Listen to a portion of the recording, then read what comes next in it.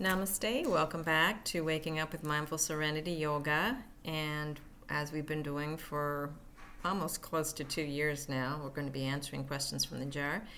10 minutes time frame, trying to get that answer in there in a 10-minute time frame. The answers are far from perfect, as is the videos, as am I, and I consider them to be perfectly imperfect, I should say.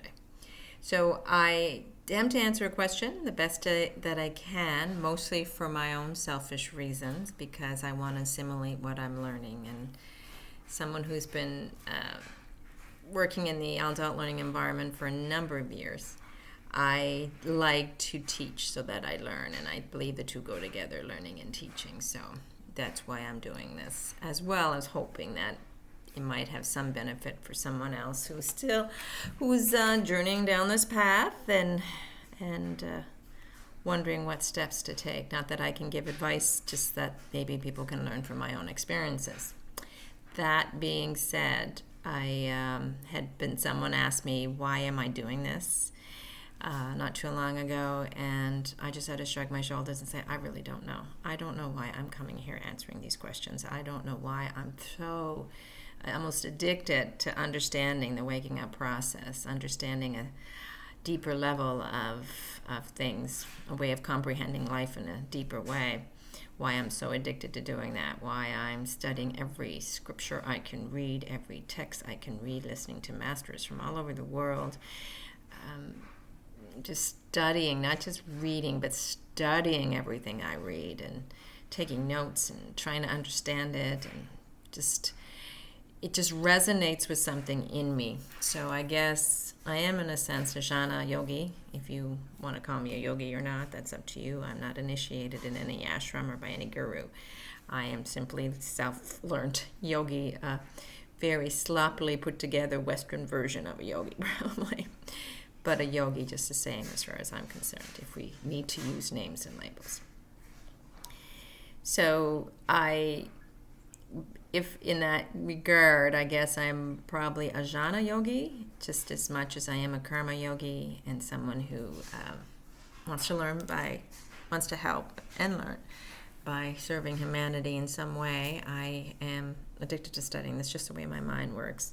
Maybe it's because I'm a bit of an academic myself. I don't know. But I'm just learning and studying in that way, and that is helping me tremendously in waking up to a higher truth and a higher level of viewing life.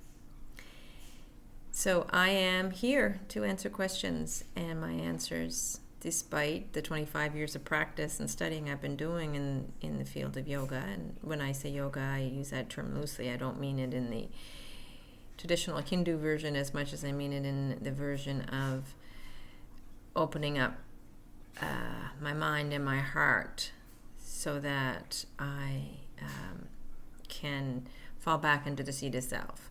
And of course, there's many different traditions other than yoga that would attempt to do that or encourage its students to do so. But that's what I mean by yoga. So anyway, I seem to have rambled off again, and I'm going to press the timer. Oh, I lost it again. Excuse me.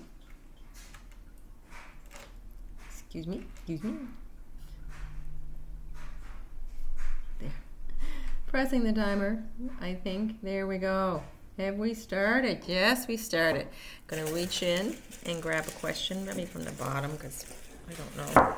They seem to be multiplying rabbits in here. So this is a little one. Maybe that's a good thing. It's only half a question. So I really can't answer that one. Sorry. Go for a thicker one.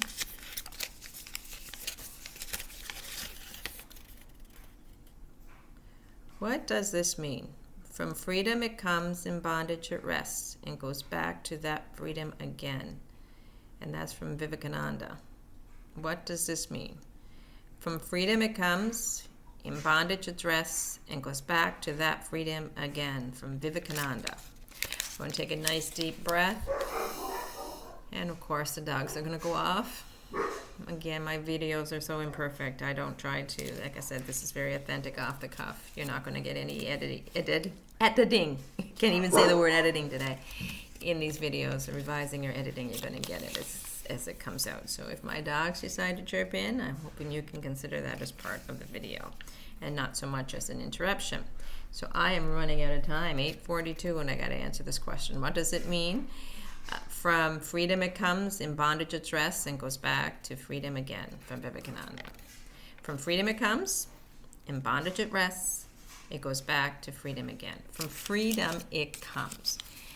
I think they're referring to the essence of who we are, the energy that makes up everything in life, but that energy that is who we are. Let's call it prana, for example, life source, life energy. It comes from a place of freedom. It comes from a place of where it can just flow naturally and freely. This energy that we are, this essence of our lives, this purpose or whatever you want to call it, is love. That's the way I see it. And again, this is only my interpretation, right? So you can take it or leave it. But I see it as love and compassion and the positive, blissful emotions. Satchidananda, the yogis would call it. It comes from a state of freedom. It is not bound. It is free-flowing. It is ever omnipresent, omnipotent. It's everywhere. It's just infinite.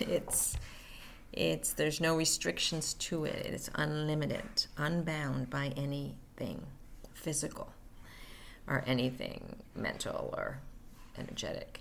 It is just free-flowing.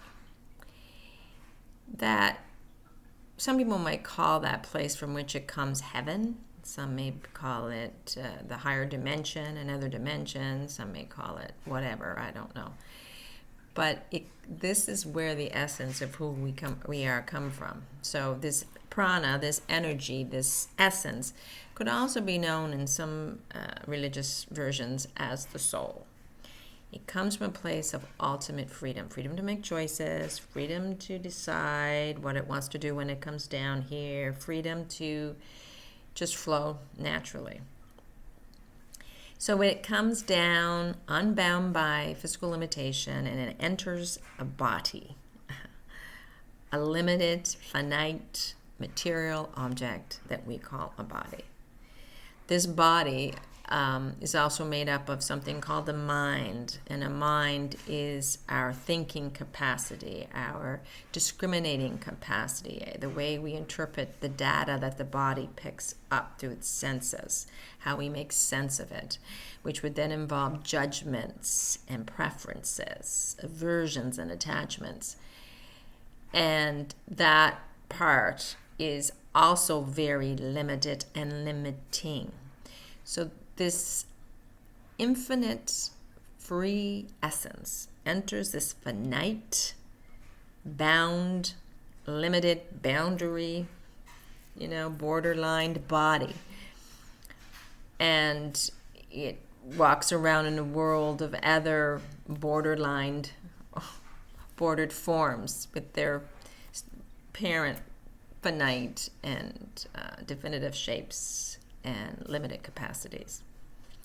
So this essence of who we are, this eternal, omnipotent, ever-flowing essence that has no limits or boundaries. Spaciousness is what I think. If you can think of spaciousness, there's no boundaries to space. It's just, and we've brought it down and tried to contain it in this little finite material object called the body, with this finite material, in a sense material, because it's still considered form, the mind, with its thoughts and feelings and all its limited ideations. So it started out in freedom, and now it is in bondage. What keeps it in bondage is our focusing on this physical entity and the mind with its thoughts and its ideas, and it's telling us what we should and shouldn't do, and it's worried about what that person thinks about us and what we have or don't have. But the world, doing this or doing that, it becomes bound. It's almost like it's chained to it. It's so focused. This attention, this awareness, this spaciousness is so focused on this little finite body with its borderlines and this little finite mind and these energies that it becomes lost in them and bound by them. This me that we've become is what we identify as. Instead of the boundless essence that came from freedom, we're bound. This freedom is bound into space, this finite material object, body and mind. The goal of this soul, though, is this essence, this awareness, is to evolve through those chains, through that bondage, and back into freedom again. So, of course, when the body expires, and the mind will therefore expire with it, all the roles we played, all the things we thought we were, is going to expire with it. The essence inside us is automatically going to be freed. It's going to go back to freedom. It's going to go back to its home of freedom.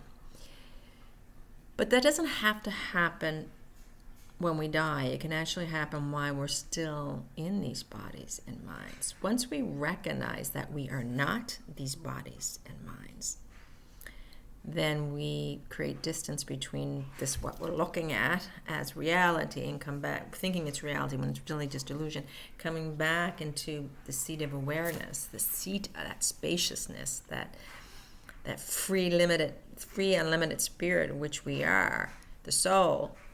When we go back into that and look at what was limiting us, the body and the mind, and see it is not who we are, well, in a sense, we're free. We are enlightened. We woke up from the dream, and we are now free again. We are who we are. We are who we always been. And really, when we're back here, we realize that nothing actually can confine this spaciousness, this eternal nature of who we are. We just thought it did. We thought it did. And our thinking that it did was what put us in bondage. So as soon as we realize the truth that it has never bound us and could never bound us, we are free once again. So we come from a place of freedom. We entered this physical world with its limiting finite, temporal phenomenon, which we are a part of as a human body and as a human mind. And then we emerge through the process of evolution, through the process of awakening, through the process of enlightenment, back into freedom again. That's what happens. Well, I hope that answers your questions. The timer didn't go off again, but I'm sure it's probably going to go off very shortly. Thank you so much for joining me. Have a wonderful day. Namaste.